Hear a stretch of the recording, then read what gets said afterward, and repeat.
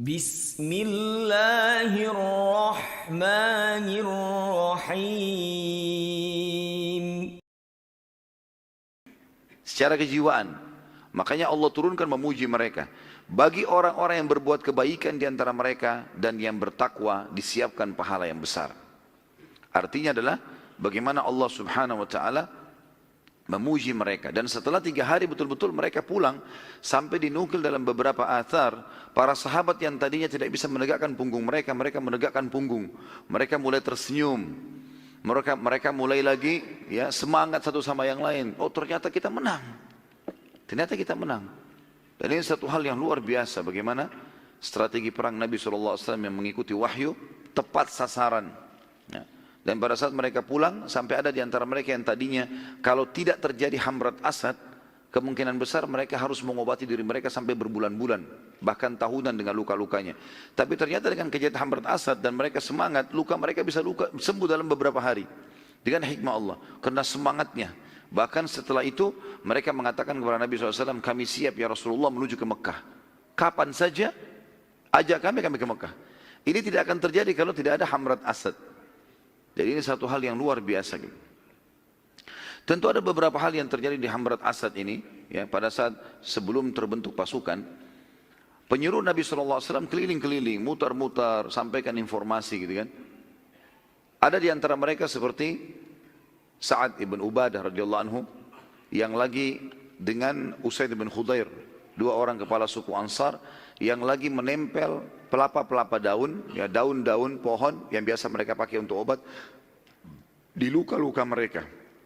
Waktu terdengar seruan, Rasulullah SAW memanggil seluruh pasukan hadir kemarin untuk hadir sekarang juga jihad, maka mereka mencabut luka-luka mereka. Kalau kita sekarang punya perban, di perban itu dicabut sama mereka, sengaja dicabut, dibuka. Tadinya mereka bisa biarin tuh, tapi ada di antara mereka yang mencabutnya untuk membuktikan bahwasanya saya tidak peduli dengan luka saya. Maka Usaid bin Khudair menariknya sambil mengatakan, aku tidak akan pernah menolak panggilan Allah dan Rasulnya. Menarik daun tersebut sambil mengucur lagi darahnya di dadahnya, ada yang di lengannya, ada yang di kepalanya. Mereka cabut semua itu untuk menunjukkan bahwasanya memang betul-betul mereka siap. Padahal mereka bisa biarkan dalam kondisi terperban, misalnya mereka jalan kan. Tapi ini luar biasa, perjuangan sahabat yang luar biasa ini. Maka mereka pun ada yang datang ke sana dalam kondisi darahnya ngucur. Dan yang paling unik adalah yang pernah saya ceritakan, 2 orang anak muda dari Ansar yang mereka sudah tidak bisa bergerak lagi, dari kepala sampai kaki luka semua, 70 luka satu orang, adik kakak. Dua-duanya hanya bisa pada saat itu ditaruh di atas kuda, dibaringkan, dan mereka sudah tidak bisa bergerak. Waktu diturunkan pun dari kuda di rumah orang tuanya, di rumah ibunya, ya, itu hanya diturunkan, saya dipikul oleh beberapa sahabat untuk diturunkan dan diletakkan di atas tempat tidur mereka, nggak bisa bergerak lagi. Lukanya semua ngucurin darah dari kepala sampai kaki, 70 sampai kakinya, 70 luka ini. Bukan main-main teman-teman sekalian. Coba kita bayangkan kalau silet saja kena jari kita. Mungkin antum kalau begini sudah nggak sholat subuh. Nggak usah bicara jihad. Baru luka nggak bisa sholat subuh. Baru becek sedikit, hujan, nggak bisa. Bagaimana kalau dipanggil ke Hamrat Asad pada saat itu?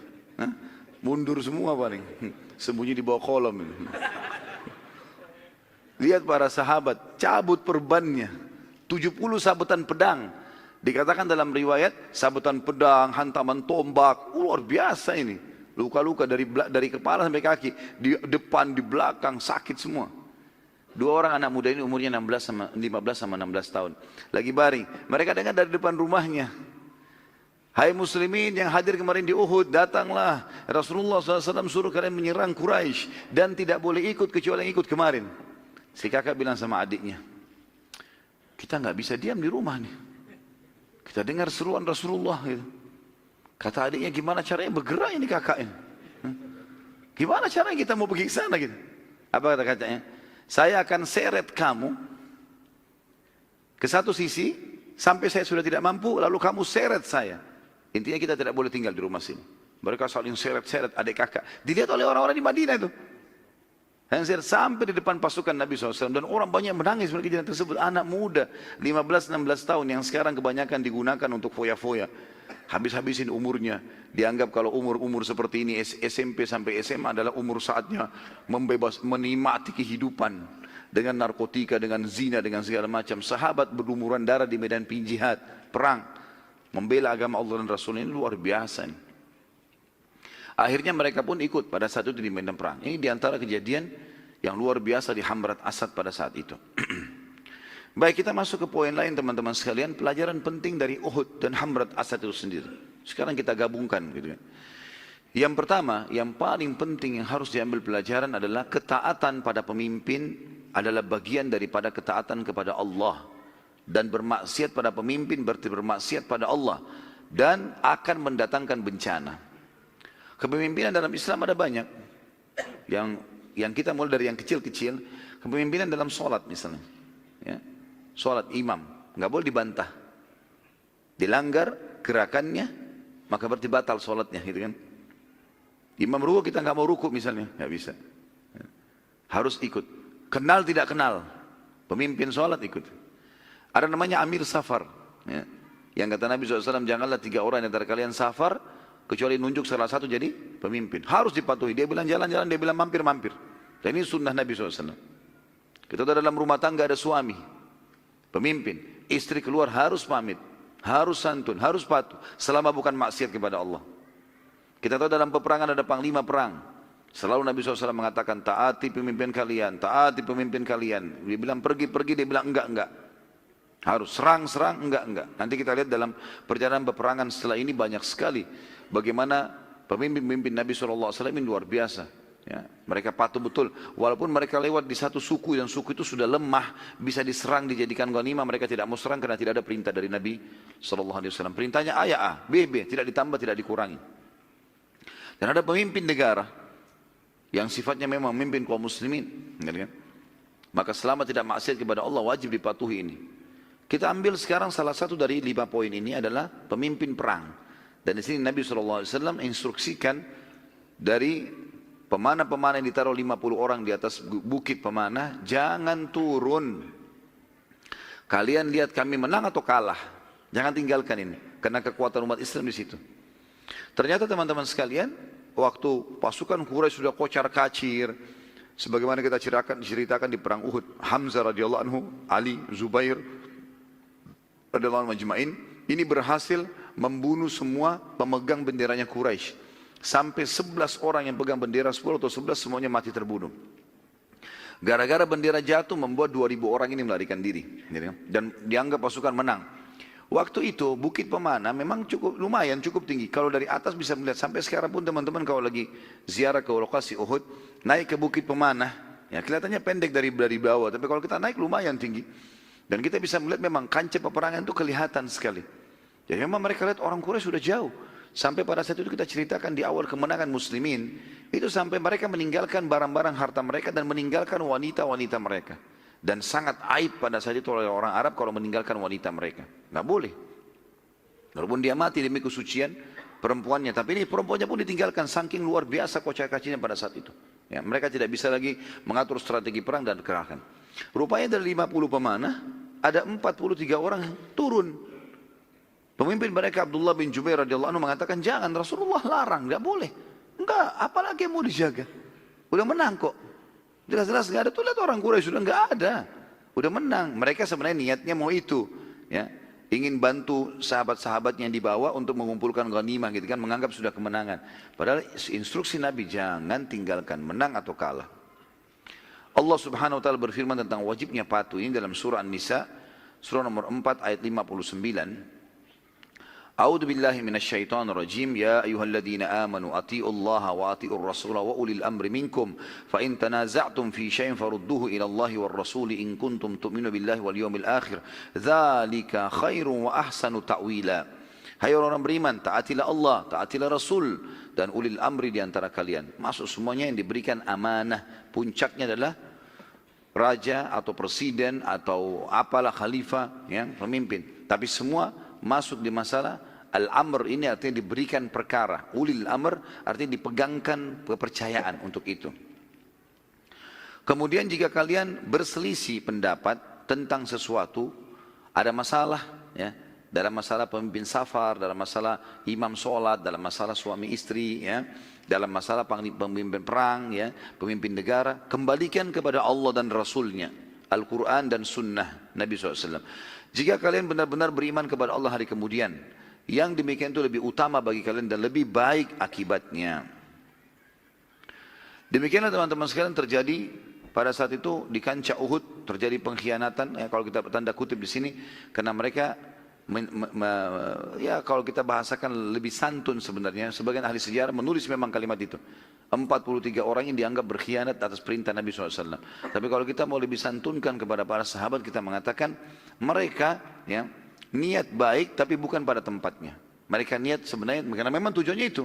Mereka turun untuk mengumpulkan ghanimah, harta rampasan perang, bukan untuk dirinya, enggak. Karena memang ghanimah tidak boleh diambil oleh seseorang kecuali dikumpulkan kepada panglima perang, nanti panglima perang yang bagi. Satu-satunya harta ghanimah yang kita boleh miliki adalah orang kalau duel dengan kita. Kalau duel, belum terjadi peperangan berkecamuk, diajak duel seperti kasus kita akan lihat di perang Khandaq nanti, bagaimana Ali bin Abi Thalib membunuh ya, Amr bin Wud, dan dia punya pedang, dia punya perisai. Ali bin Abi Thalib bisa ambil karena duel berdua, ya, kan? Maka itu jadi haknya. Di sini teman-teman sekalian, melanggar instruksi Nabi SAW adalah perkara besar ini. Dari sisi lain ya, dari sisi lain, memang Nabi SAW selain Nabi, selain Raja pada saat itu muslimin, juga dia panglima perang, jadi kepemimpinan bertumpuk pada Nabi SAW pada saat itu. Sudah rajanya Madinah, muslimin, Nabi, tambah lagi sekarang jadi panglima perangnya, kepemimpinan berkumpul semua di situ gitu ya. Maka instruksi beliau di sini berat momennya, jangan dilanggar. Sedangkan orang biasa saja kalau dilanggar bisa jadi dosa besar, apalagi Nabi SAW. Dan bertumpuk pada beliau SAW atau berkumpul pada beliau semua sifat kepemimpinan yang ada ini. Allah juga mengingatkan dalam surah An-Nur tentang masalah itu. Surah nomor 24 ayat 63. A'udzu billahi minasyaitonir rajim. La taj'alu du'a'ar rasuli bainakum ka du'a'i ba'dikum ba'dha. قد يعلم الله الذين يتسللون منكم لواذا فليحذر الذين يخالفون عن أمره أن تصيبهم فتنة أو يصيبهم عذاب أليم. Surah An-Nur ayat 63. Janganlah kalian menjadikan panggilan Rasul, seruhannya beliau, titahnya, perintah, larangan ya, di antara kalian seperti titah atau seruhan sebagian orang di antara kalian, seperti sebagian memanggil yang lainnya atau menginstruksikan yang lainnya. Sesungguhnya Allah telah mengetahui orang-orang yang beransur-ansur pergi di antara kalian dengan berlindung kepada kawannya. Maka hendaklah orang-orang yang menyalahi perintahnya takut akan ditimpa cobaan dan akan ditimpa adab yang pedih. Artinya Allah tahu sebenarnya ada di antara mereka pada saat kalian perang Uhud, dia berusaha untuk mendekat dengan teman-temannya, iya, tapi meninggalkan instruksi Nabi ini nggak boleh. Andai saja ke-43 orang itu dengan hikmah Allah tidak turun, maka tidak bisa orang-orang Quraisy menyerang. Karena yang menahan pasukan Khalid bin Walid 200 orang, manuver dari belakang bukit adalah 50 pemanah ini tadinya. Ini pelajaran pertama teman-teman, wajibnya patuh pada pemimpin dan akibatnya berat. Akibatnya akhirnya muslimin dikalahkan, banyak pembantaian terjadi. Yang kedua, dari kejadian Uhud ini, Allah Azza wa Jalla, Allah yang maha mulia dan maha suci, ingin memberikan pelajaran pada kaum mukminin bahwa sudah menjadi sunnatullah, sudah menjadi hukum Allah Subhanahu wa taala juga, akan ada menang dan kalah, ada sakit dan sehat, ada pagi dan malam, ada muda dan tua, ada hidup dan mati, ada dunia dan akhirat, ada sunnatullah. Artinya terjadi memang karena sebab perbuatan kalian, terjadi kekalahan. Tapi ini tidak lepas juga dari sunnah kauniyah. Artinya sebuah sistem yang Allah ciptakan seperti pergantian siang dan malam. Walaupun kita suka siang tetap akan datang malam. Cuman kalau berhubungan dengan perilaku-perilaku manusia, sebabnya adalah campur tangan kita sendiri. Seperti kasus misalnya sunnatullah kita lapar ya. Sunnatullah kita lapar kan. Allah kasih solusi. Sunnatullah juga makan akan menghilangkan lapar. Kalau ada orang bertolak belakang dengan sunnatullah itu, misalnya dia tidak mau makan, ya dia mati. Jadi ada sistem gitu, mau tidak mau gitu. Nah hampir sama dengan perilaku ini. Kalau kalian patuhi Allah dan Rasulnya, kemenangan didapatkan. Kalau tidak patuh, maka kekalahan yang datang. Seperti sistem itu.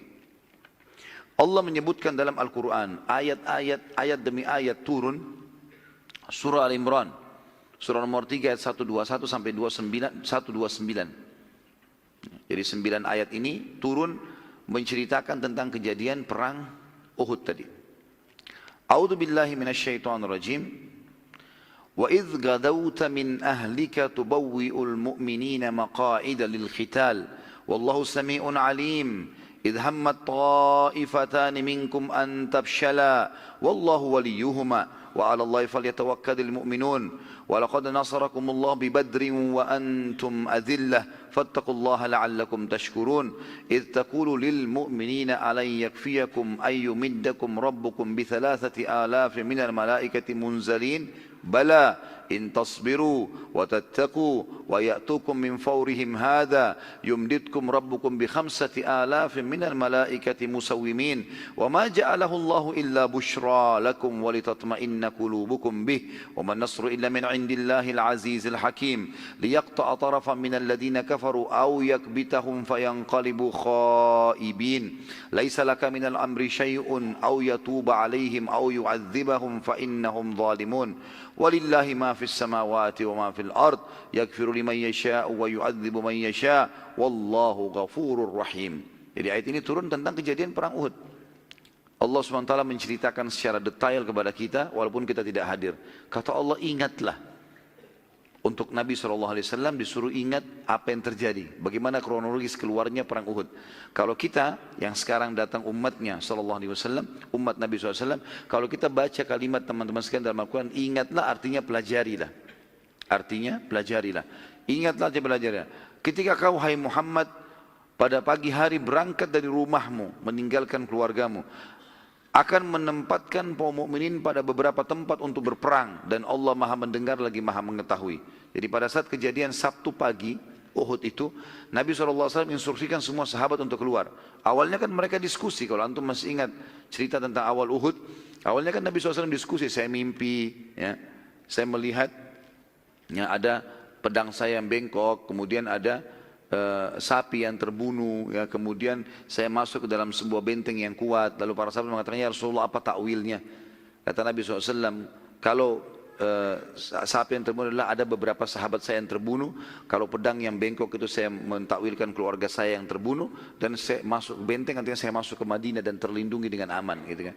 Maka para sahabat waktu itu terbagi dua, ada yang mengatakan, ya Rasulullah, kita keluar saja, perangi Quraisy, jangan kita biarkan. Nabi SAW tadinya lebih cenderung di atas benteng Madinah, kita bisa panah-panahin orang, gak usah keluar ke Uhud, gitu kan? Bisa dilawan dari dalam. Sebagian sahabat mengatakan, ya Rasulullah, dalam benteng aja, dalam Madinah, mereka gak bisa masuk kok. Dan kita berusaha bertahan semaksimal mungkin. Ringkas cerita, karena dominan pendapat sahabat mau keluar melawan Quraisy, Nabi SAW mengiyakan. Sampai waktu Nabi SAW sudah pakai baju perang, sebagian sahabat berdiskusi, kayaknya kita sudah memaksa Nabi keluar nih. Sampai ada yang mengatakan di antara mereka, ya Rasulullah, kalau anda lebih suka tinggal di Madinah, bertahan, kami akan lakukan. Kata Nabi SAW, sabda yang masyhur, tidak layak bagi seorang Nabi sudah menggunakan baju perang, kemudian dia membukanya sebelum Allah menentukan siapa yang menang, dia antara dia atau musuhnya. Atau dia atau musuhnya yang menang. Seperti itulah. Dan ini sifat seorang mukmin yang sejati. Kalau kebenaran dia bela sampai habis. Benar, Allah menangkan siapa nanti kita lihat. Yang jelas kita berusaha untuk itu.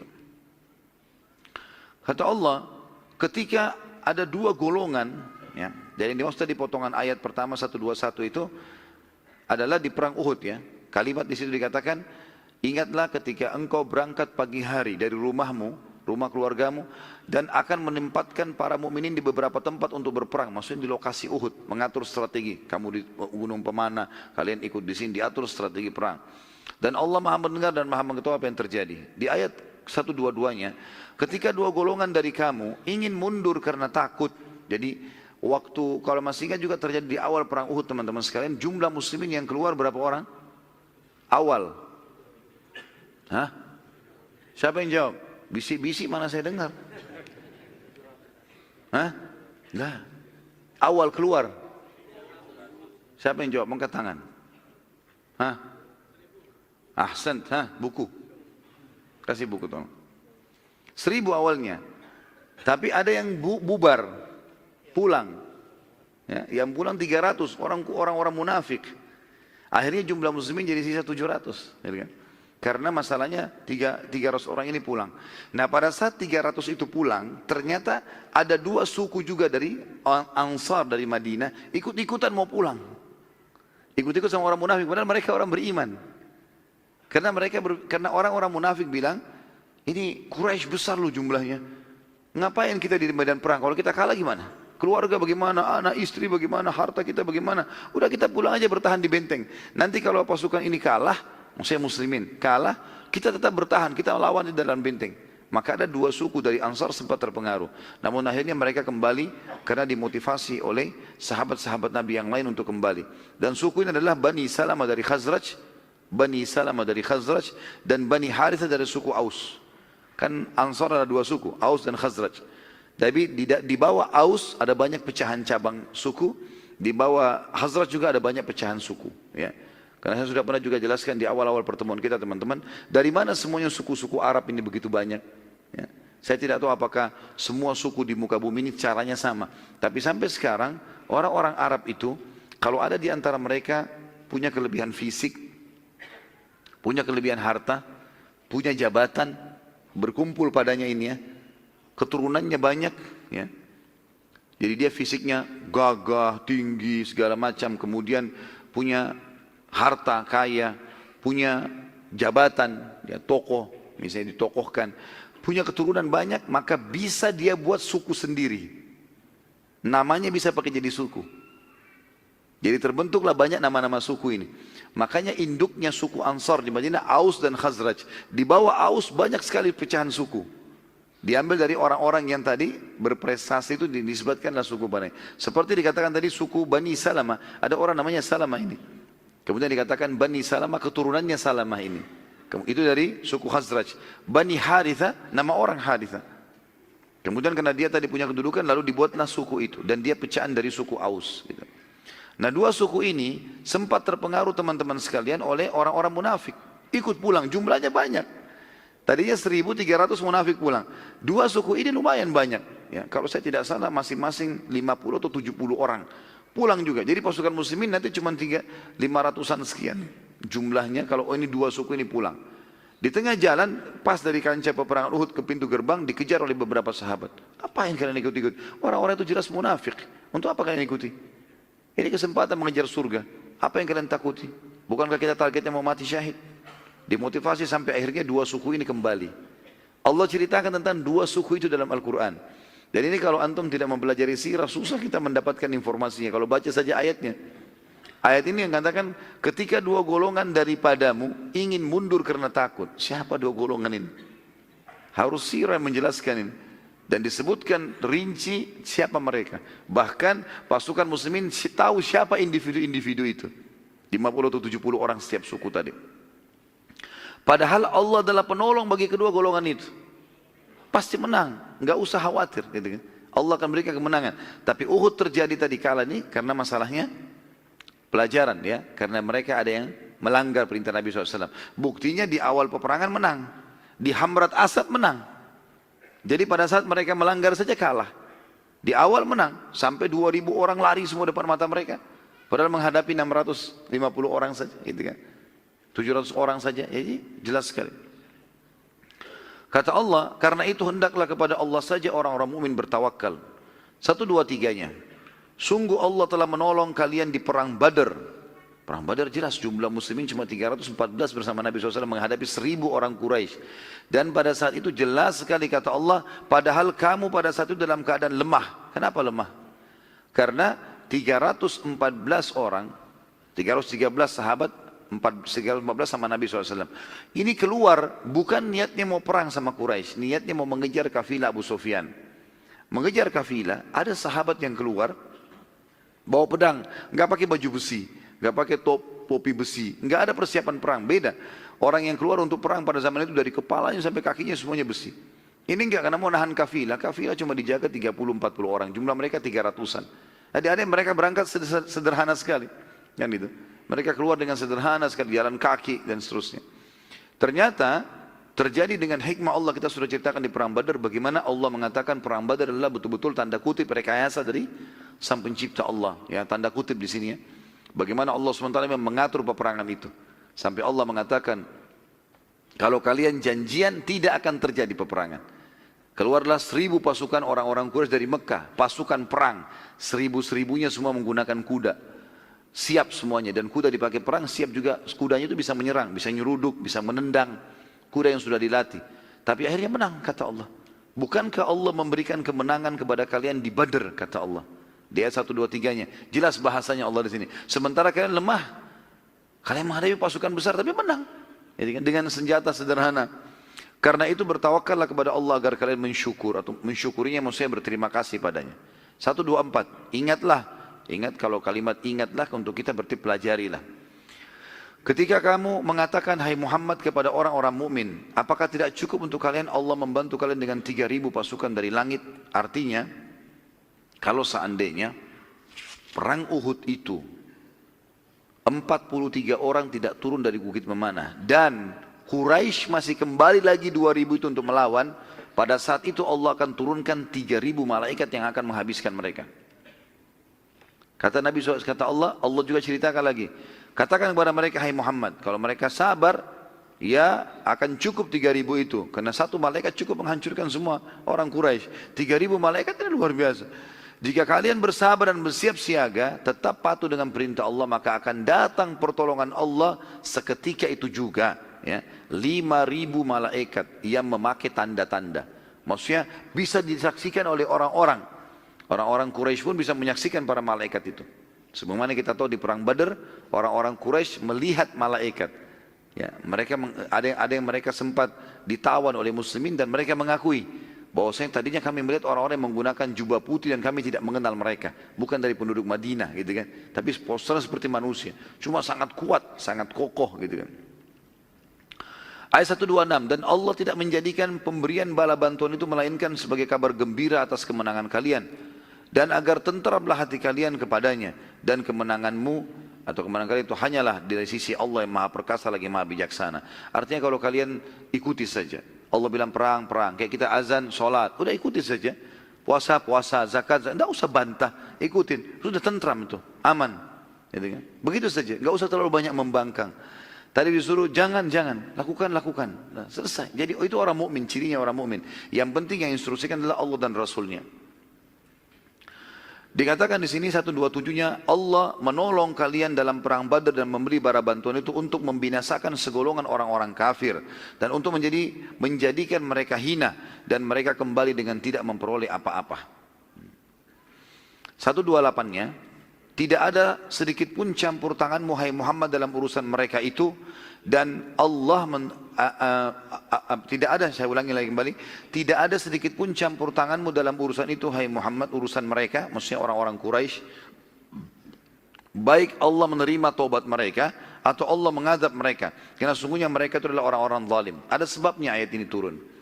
Jadi baginda Nabi SAW dalam kondisi perang Uhud pun, pada saat muslimin sempat kalah dan beliau bentuk pasukan ke Hamrat Asad, di tengah jalan beliau sempat berdoa, ya Allah, kalaupun terjadi peperangan, gitu kan, maka matikanlah si fulan dan selamatkanlah si fulan.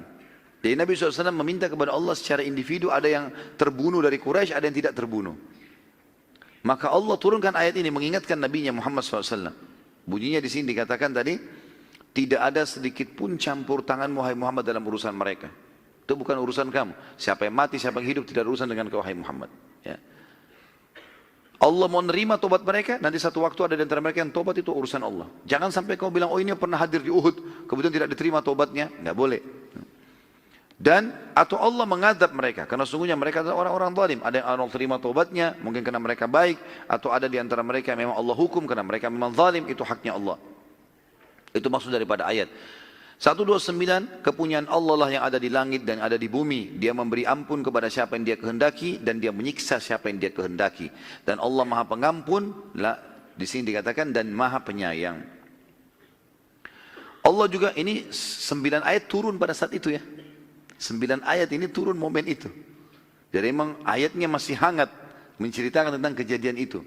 Kita saja sekarang dengarkan seperti kita membayangkan pada saat itu ya, bagaimana para sahabat, ayat turun dari lisan mulia Nabi Muhammad SAW disebutkan, itu luar biasa. Turun lagi ayat lain, bertubi-tubi ayat turun. Surah Al-Imran, Surah nomor 3, 139 sampai 141. Ya. Turun 4 ayat ini, atau 3 ayat ini. A'udzu billahi minasyaitonir rajim 139 sampai 141 Al-Imran. Wala tahinu wala tahzanu wa antumul a'launa in kuntum mu'minin. In yamsaskum qarhun faqad massal qauma qarhun mithluh wa tilkal ayyamu nudawiluha bainan nasi wa liya'lamallahu alladhina amanu wa yattakhidha minkum syuhada wallahu la yuhibbul zalimin wa liyumahhisallahu alladhina amanu wa yamhaqal kafirin. 139-nya, jangan pernah kalian bersikap lemah. Jangan kena momen terjadi ada pembantaian 70 orang muslim mati. Ingat jumlah kalian lebih banyak yang selamat. Jangan berlemah gara-gara itu. Jangan gara-gara ada satu muslim yang dimutilasi, lari semuanya. Nggak boleh. Itu banyak terjadi ya. Pasukan-pasukan kafir sekarang menggunakan strategi itu. Kalau ada tawanan muslim ditangkap sengaja, dimutilasi, ada yang dibakar untuk menakutkan pasukan. Jangan bersifat lemah, nggak ada urusannya dengan itu.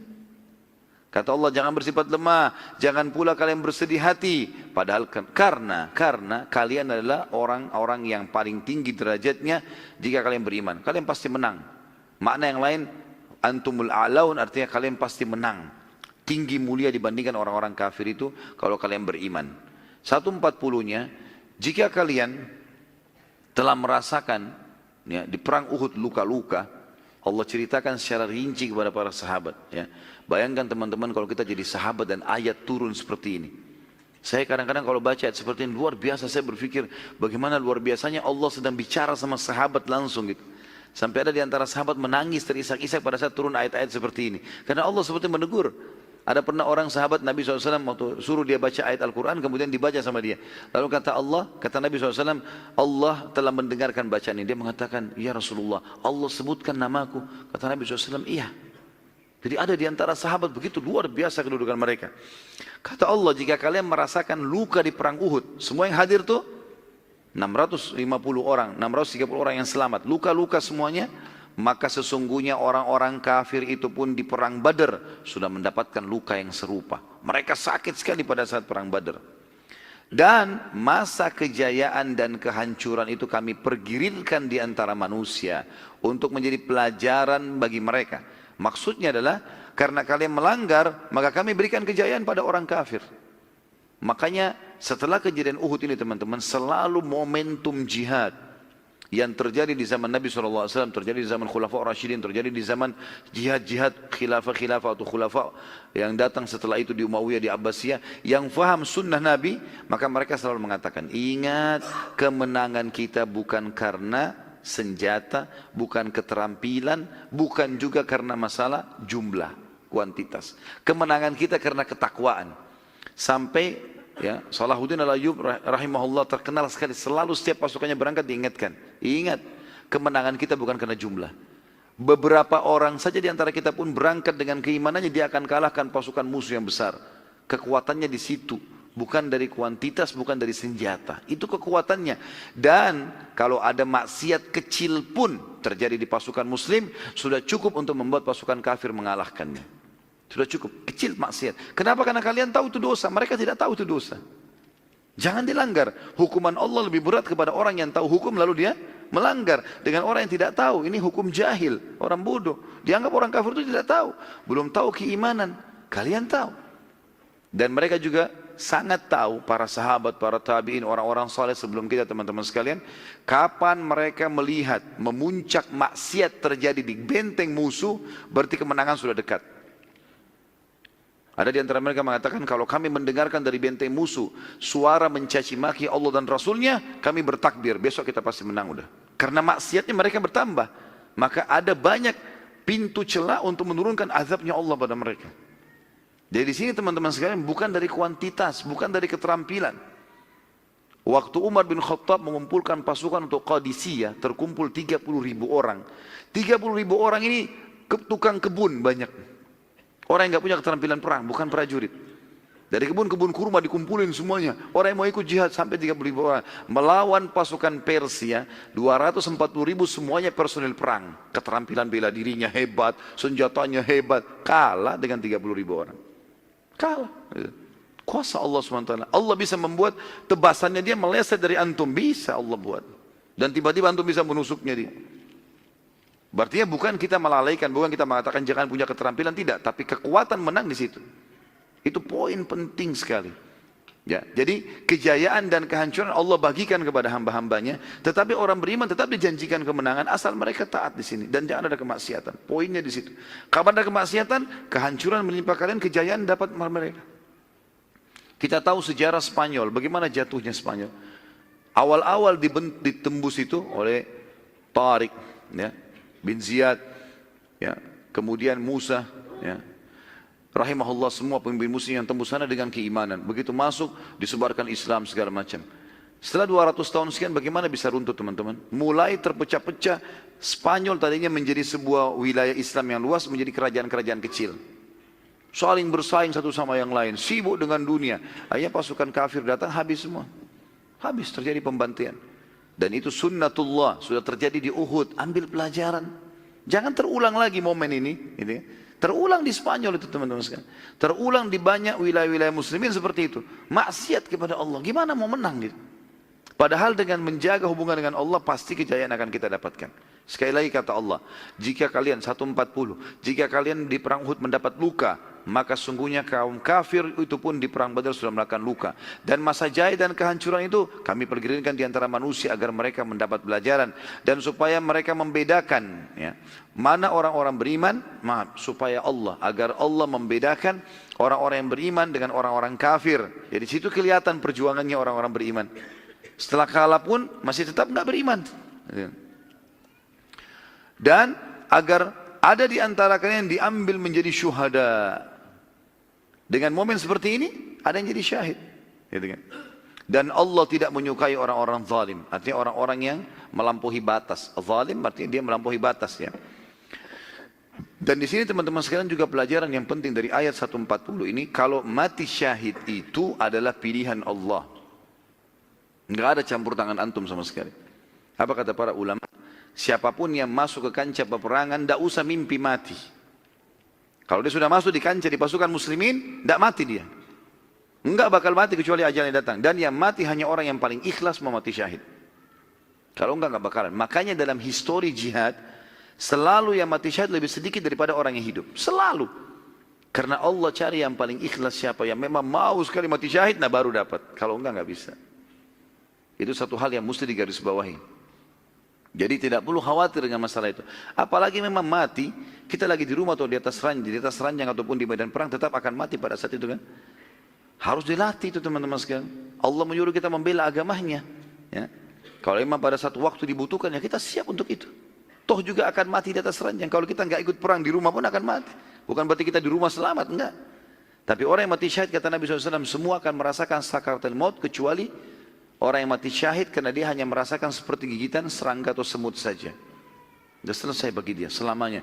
Orang semua hidup di alam barzah, ruhnya orang beriman keliling-keliling di surga. Orang yang mati syahid. Hanya apa? Tunggu musuh tusuk. Ya tusuk saja gak masalah.